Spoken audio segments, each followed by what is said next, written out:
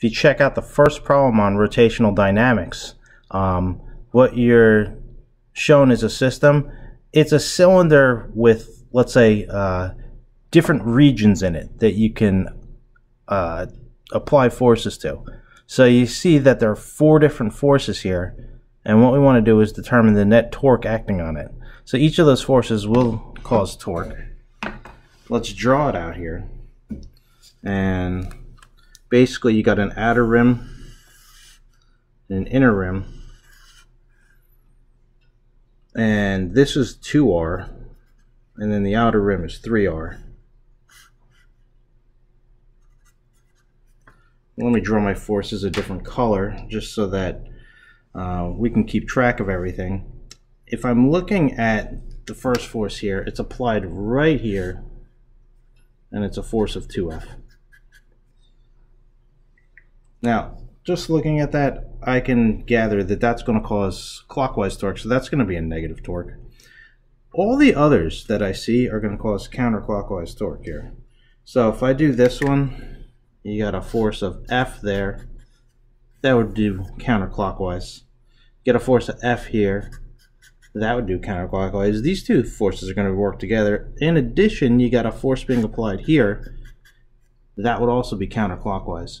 Now, they're applied at different points on the object. So if you think about, that turntable there, I don't always have to, I guess apply a force at the edge of the turntable. I could go towards the center and still apply forces to it. You could always go closer to the center, and what you're going to find is that the torque changes everywhere you go. Looking at this expression here, sigma tau, you got 4 things to look at. Let's do the positive ones first. These are all positive here. So the first one would be F, and that's a distance 3R away. You got a 90-degree angle between F and the distance with the pivot point here. These are all 90-degree angles, so that's fortunate for us. You got F times 3R here. You have F times 2R there.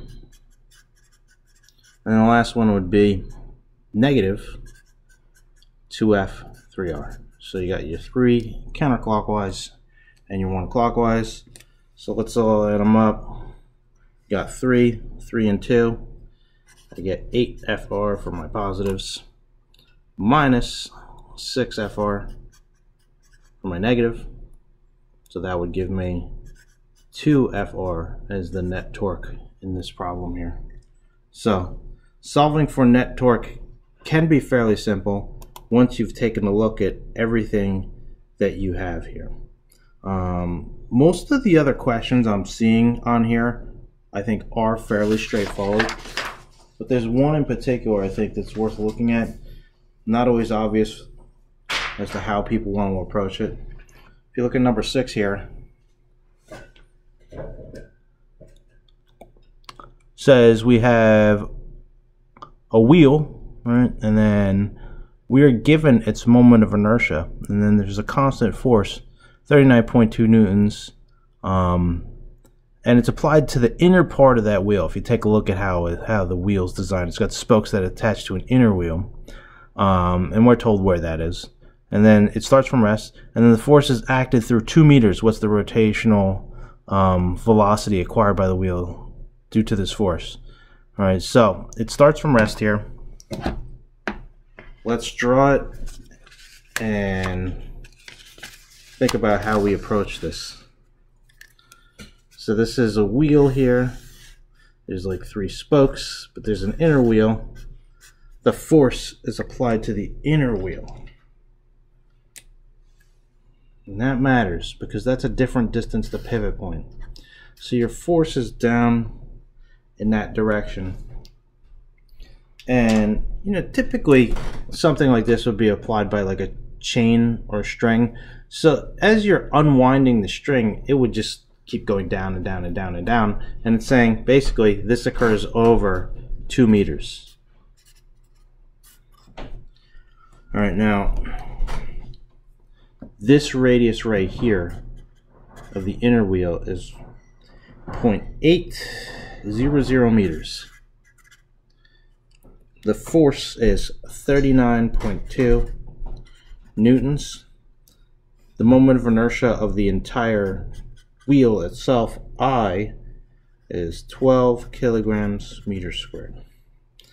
think that's everything we're given here. So taking a look at this, what we have here is we have something that's going to pick up speed over time here. So sigma tau equals I alpha. We don't have to worry about the force of gravity from the wheel because that's directed at the center of mass here. That doesn't contribute torque. It's only this force that contributes torque here. Sigma tau is equal to 39.2 times the radius of 0.8. Again, 90-degree angle here. Let's put in our value for I here. 12 times alpha equals 39.2 times 0.8. We'll get our answer pretty quickly. For alpha, and the answer I get for alpha is 2.61, I'll round it, radians per second squared. Now, a lot of people are wondering, how does the 2 meters come into play here? The 2 meters is going to determine how many rotations this went through. So take a look here. Imagine a string being wrapped around here and we unwind it 2 meters. That basically means this has gone through an arc length of rotation of exactly 2 meters. So what we want to do is take a look at the arc length. Let's say that you get 2 meters of rotation in terms of arc length that is past a given point along that wheel. And so we're going to set that equal to 2 meters. And since S equals delta theta times R, we have the radius and we have the arc length. Our value for S is 2. Delta theta, that's unknown. That's what we'd like to know. And then R is 0.8 here. 2 divided by 0.8. What do I get?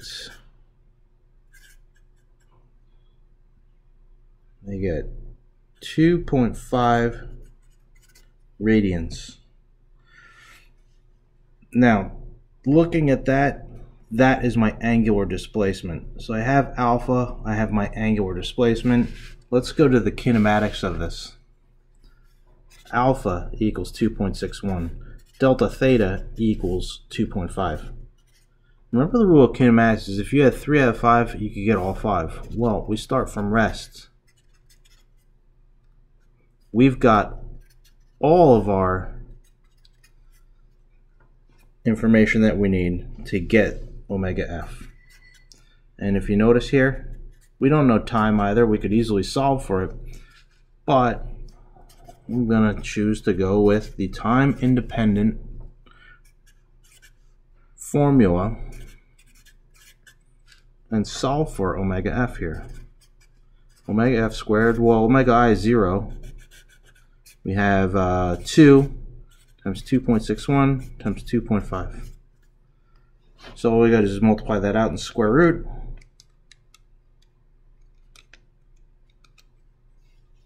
And I get something like,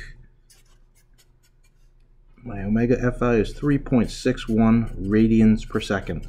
So it's this formula here that can tell you exactly what that 2 meters meant here. Remember, this formula here bridges the gap between a linear quantity like 2 meters and an angular quantity here. Basically, you could wrap 2 meters of string around there, unwind it, and that's how much it'll rotate.